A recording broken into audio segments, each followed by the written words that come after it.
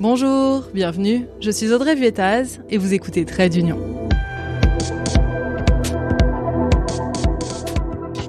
Vous trouvez que l'Union européenne c'est trop compliqué ? Vous êtes au bon endroit, grâce à ce podcast, vous allez tout comprendre. Et si vous l'appréciez et que vous souhaitez le soutenir, sachez que vous pouvez le faire à partir d'1 € par mois via le lien Patreon que je vous mets dans la description.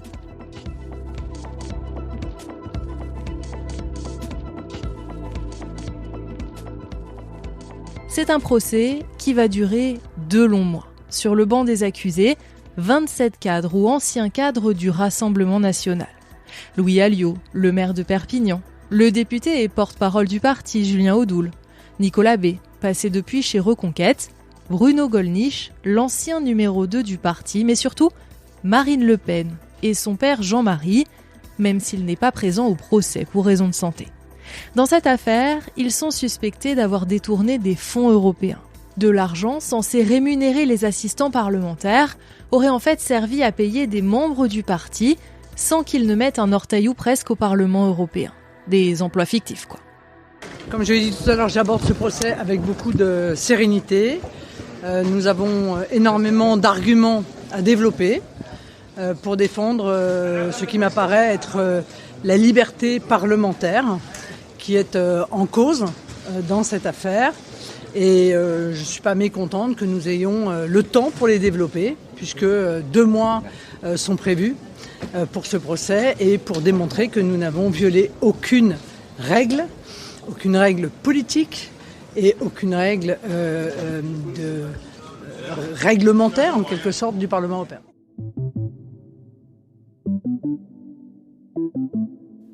Oui, mais la justice, elle pense qu'il y en a eu des règles violées. Et ça pourrait même coûter à Marine Le Pen la présidentielle de 2027. Et c'est ce que je vous raconte dans cet épisode.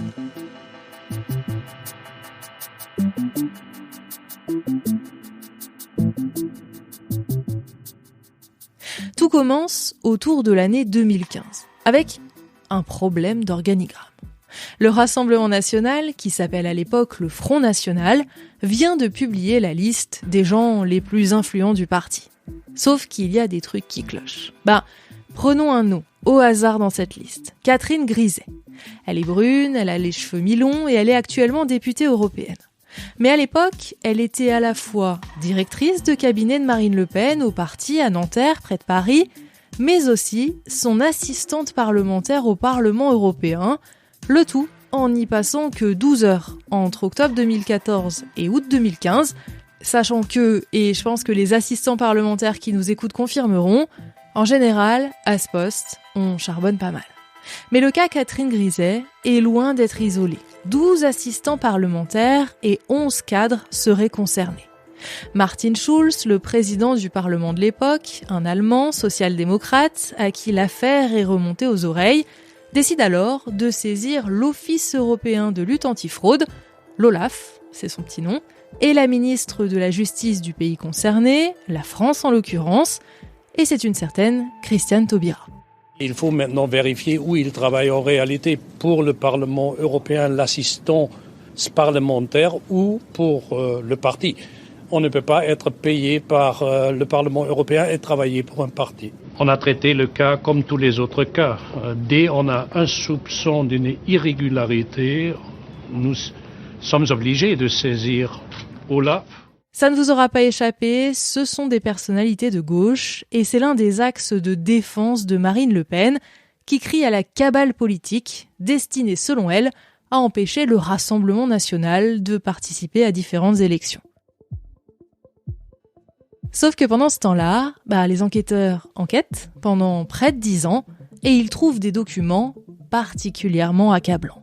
Il y a par exemple ce mail de Valéran de Saint-Just. Valéran de Saint-Just, à l'époque, c'est le trésorier du parti. Et il écrit à Marine Le Pen. Nous sommes en juin 2014, au moment où le parti, justement, a de gros problèmes de moula. Quelques années plus tôt, il a même dû vendre son siège historique de Saint-Cloud, le paquebot, c'était son surnom.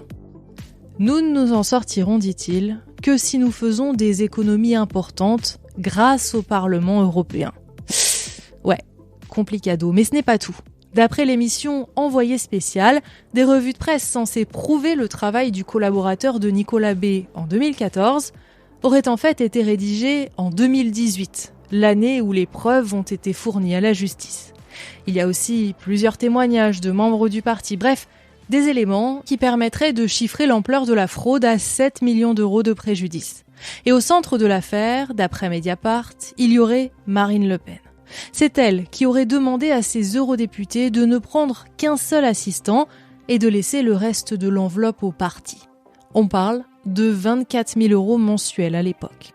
Nous voilà donc partis pour un procès de 2 mois pour savoir si les accusés sont coupables de détournement de fonds publics et de complicité. En théorie, ils encourent une amende d'1 million d'euros et une peine maximale de 10 ans de prison.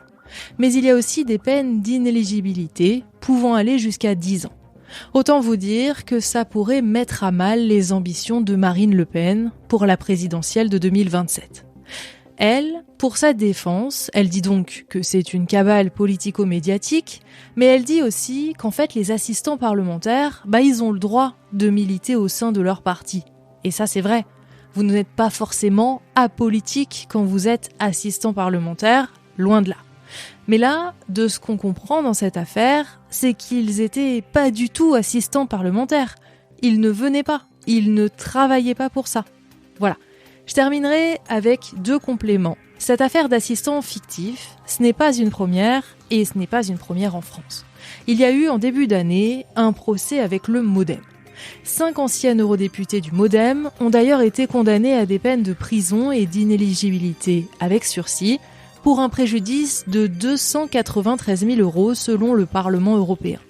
François Bayrou était aussi soupçonné d'avoir été le décideur principal dans cette affaire, mais il a été relaxé au bénéfice du doute.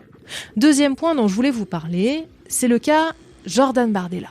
Lui, il n'est pas sur le banc des accusés à ce procès, mais dans un livre enquête qui s'appelle « La machine à gagner », un journaliste de Libération affirme qu'il aurait été chargé de mission auprès de Florian Philippot, alors qu'il était censé être l'assistant parlementaire local de l'eurodéputé Jean-François Jalc.